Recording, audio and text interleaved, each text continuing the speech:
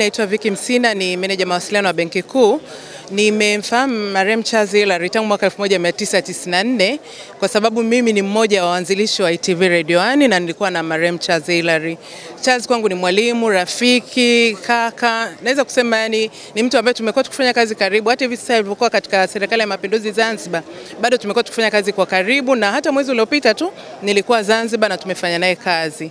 Charles katika tasnia ya habari alikuwa ni zaidi ya mwalimu, kwa sababu alikuwa haogopi kukukosoa pale ambapo unakosea, na endapo unaenda studio bila kujiandaa, kwa kweli alikuwa hakuruhusu.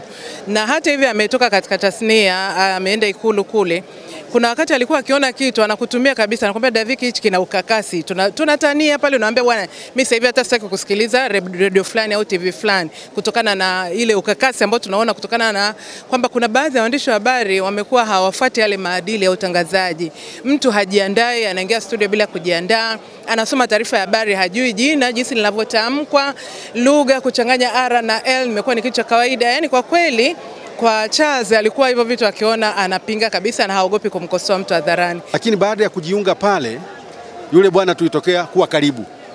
Na tulitokuwa karibu kwa sababu labda baada ya kugundua kwamba na yeye ana nasaba na Zanzibar na mimi nina nasaba ya Zanzibar vile vile. Kwa hiyo tulikuwa karibu, na kikubwa ambacho naweza nikamzungumzia Charles Hilary, kwamba Charles alikuwa ni mtu ambaye hana uchoyo katika kutoa elimu ama kusaidia. Mimi nakumbuka alikuwa ananisaidia kwa kurekebisha herufi R na L, kwa sababu mimi pamoja na kuwa na nasaba ya Zanzibar, baada ya kuzaliwa wazazi wangu walinipeleka mikoani huko Kagera huko. Kwa hiyo kule mikoani kuna tatizo la R na L. Sasa nilipokuwa natangaza ama wakati mwingine kusoma habari kwa ufupi redioni, akawa ananiambia, Majura, wewe ni mtangazaji mzuri sana, una sauti nzuri sana, tatizo lako rekebisha R na L. Kwa hiyo ilikuwa kila siku ananipa mtihani huo. Lakini sio kwamba ni hilo tu, kwamba labda alikuwa anasubiri mpaka mtu muombe msaada.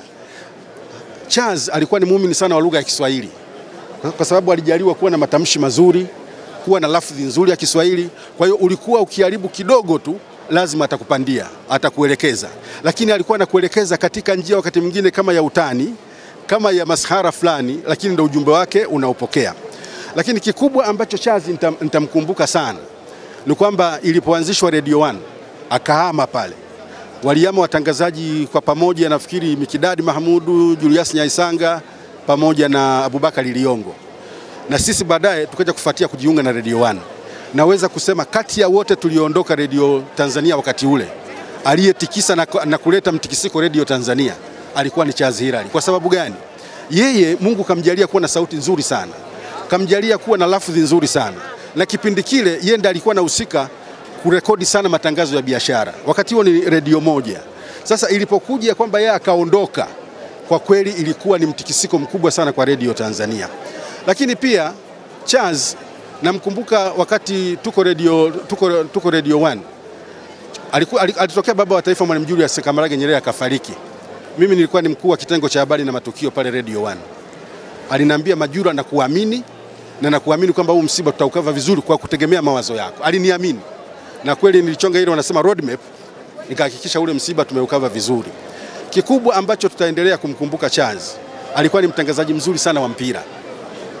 Yaani wakati ule wa radio, bado kabla TV hazijaja, ungeweza kufikiri kwamba labda mpira unauona.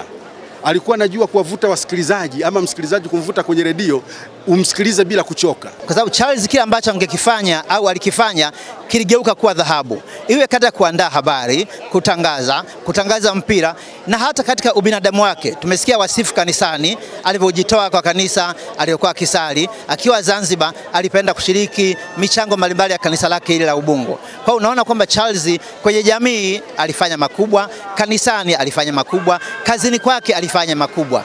Hakika tutamisi Charles kama binadamu, kama mwenzetu kwenye fani. Alikuwa mtu mwema sana. Ndio mtu ambaye ni mwalimu.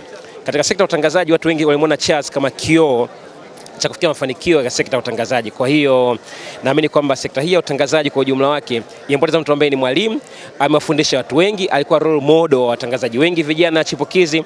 Kwa hiyo ni jambo ambalo kwa kweli nakusikitisha kwa kiasi kikubwa sana. Maarifa ambayo alikuwa nayo ya utangazaji na hakuwa mchoyo kutaka na wengine wajifunze. Mimi kutangaza mpira nimejifunzia ukubwani, tofauti na wengine ambao walianza wakiwa bado vijana. na tukiwa BBC idhaa ya Kiswahili, mojawapo wa watu walionifundisha mbinu za kisasa za utangazaji wa mpira alikuwa ni Charles, na amekuwa akifanya hivyo pia kwa vijana wengi, si mpira tu, lakini maadili ya utangazaji kwa ujumla, kuwahi studio, kuandika kwa lugha sahihi ya Kiswahili, na pia kuto ngata maneno vile anavyotaka yatamkwe, ndivyo alivyokuwa akiwaelekeza watu wafanye.